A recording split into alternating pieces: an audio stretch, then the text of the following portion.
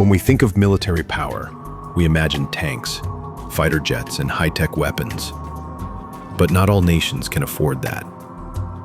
Across Africa, some countries struggle to even fund a basic defense force. With limited resources, low budgets, and outdated equipment, these militaries are often more symbolic than strategic. In this video, we count down the top 10 poorest militaries in Africa, where national defense is a daily challenge, not a guarantee. Number 1. Central African Republic. Topping our list is the Central African Republic, where the national army barely controls its own capital. With a defense budget of around $20 million, CAR's military is outgunned by rebel groups and depends heavily on UN peacekeepers and private military contractors like Russia's Wagner Group for security. It has minimal aircraft, no navy, and outdated weapons. Number 2. Somalia. Despite being one of the most unstable countries in Africa, Somalia's military is extremely weak. The Somali National Army has struggled to recover from decades of war and corruption. With no navy, a fragmented air force, and heavy reliance on African Union and Turkish forces, Somalia's annual military budget remains under $40 million.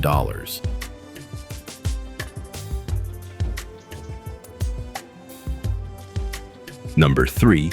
Liberia. Like Sierra Leone, Liberia's military was reformed after years of civil war. It currently has fewer than 2,000 active troops and operates on a budget of just $13 million. The armed forces of Liberia lacks an air force, and even basic gear like armored vehicles and radar systems are mostly supplied by the US and UN partners. Number 4. Sierra Leone.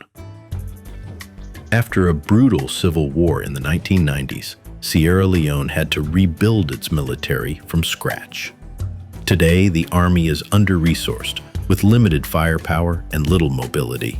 With a budget below $20 million, most of its operations are focused on domestic peacekeeping and disaster response rather than defense against external threats. Number 5. Guinea-Bissau. Guinea-Bissau has a long history of military coups and political instability. Its army is underpaid, poorly equipped, and mostly disconnected from any formal structure.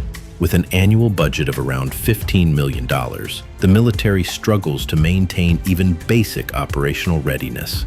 Soldiers often rely on foreign donations for uniforms and equipment. Number 6. The Gambia. The Gambia's army is one of the smallest in Africa, with about 1,000 active soldiers. There is no air force or navy, and the defense budget barely crosses $12 million. During the 2017 political crisis, the country had to rely on ECOWAS forces to ensure a peaceful transition of power, showing its complete dependence on regional military support. Number 7. São Tomé and Príncipe. This tiny island nation in the Gulf of Guinea has virtually no standing army.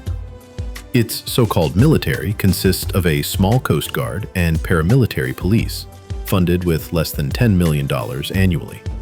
The country depends on foreign assistance, especially from Portugal and the US, to monitor its maritime borders and oil-rich waters.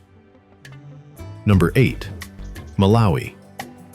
Malawi's military, known as the Malawi Defense Force, is one of the most peaceful in the region, but also one of the poorest.